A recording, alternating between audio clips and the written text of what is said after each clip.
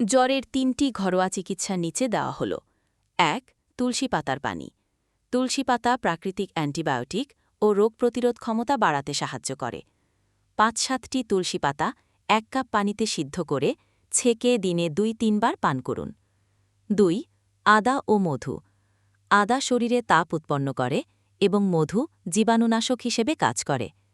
প্রণালী: আধা চা চামচ আদার রসের সঙ্গে ১ চা চামচ মধু মিশিয়ে দিনে ২ বার খান। ৩. ঠান্ডা পানির পট্টি।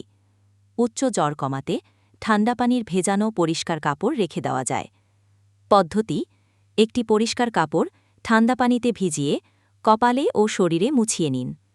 এটি তাপমাত্রা কমাতে সহায়ক। বিশেষ দ্রব্য: এই ঘরোয়া চিকিৎসাগুলো সাধারণ হালকা জ্বরের ক্ষেত্রে উপকারী। জ্বর বেশি হলে বা দীর্ঘস্থায়ী হলে অবশ্যই ডাক্তারের পরামর্শ নিতে হবে।